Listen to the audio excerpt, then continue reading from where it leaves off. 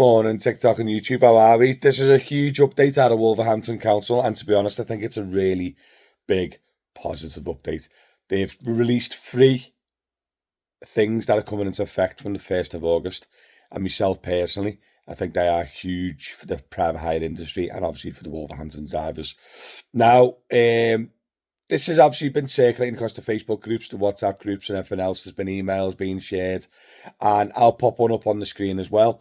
But to be honest, it's more or less fact because we heard this was coming into effect a few months ago, and it's more or less confirmed now. To be honest, guys, now the 3 things that's coming to Wolverhampton, which I think is a positive, big positive news, is the first one is they're allowing multiple operators now.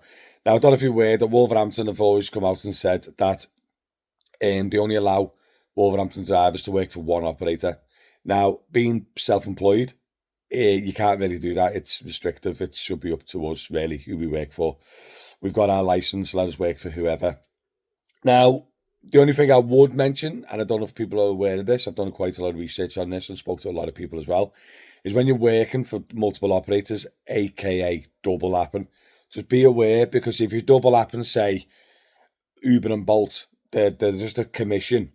There's no cap commission or nothing like that. So working them 2 together obviously doubles the chances of getting a job. That's what a lot of people do.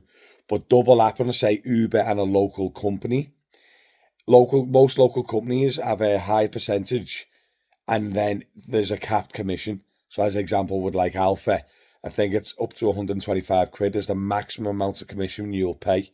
So the 3-4 days of working, you're paying commission, and then the next 2-3 days after that, you've already hit the commission cap. So then going forward, you're on commission free. So over the full week, if you're a full-time taxi driver, you're always better off just doing one local company with the cap commission, because definitely by you getting to the end of the week, you're getting a lot more money in your back pocket. Where if you double lapping with like Uber and a local company, then every time you do the odd Uber job, you're paying full commission on them. And because you're not benefiting from the capped commission of the local company, then obviously it's kind of counterproductive. So yeah, double lapping is still a thing. Like if you do an Uber, Bolt, or another app-based company that just has like a set commission, where if it is a capped commission, I'd definitely just work them on their own full time. That's where you get the benefits of the capped commission, and you'll make a lot more money by the end of the week. So that is the first one they've brought out, multiple operators, which I think is huge. The second one, which I thought was a bit mad, was the internal plate.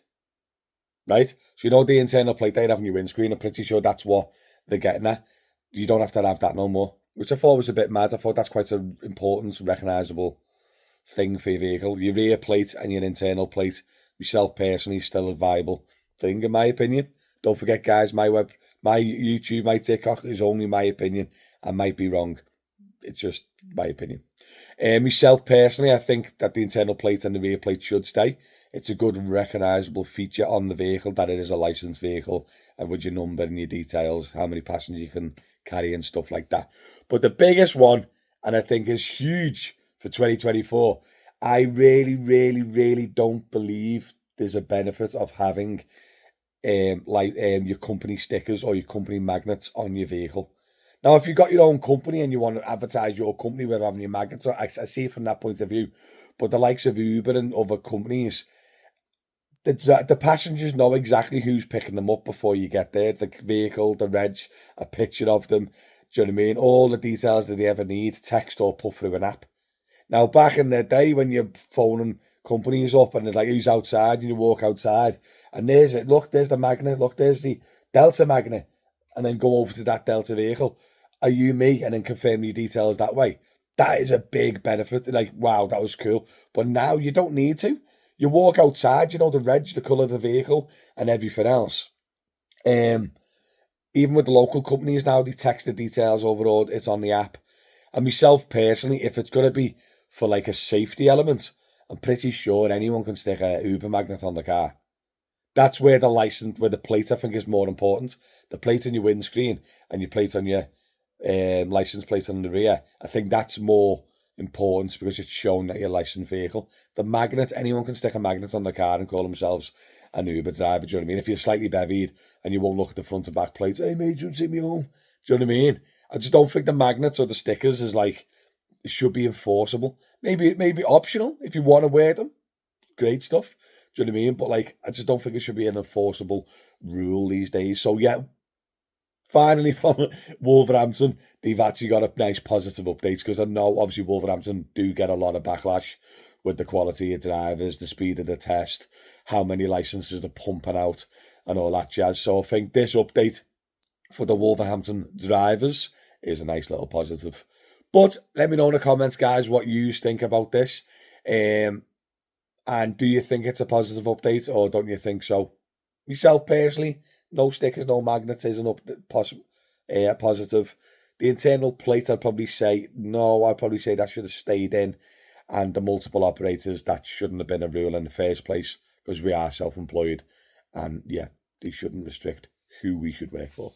But like this, listen, guys, that is it. I hope you enjoyed this little informational video. And as per usual, make sure you subscribe to my channel, follow me on TikTok, and as per usual, thanks for watching. See you soon.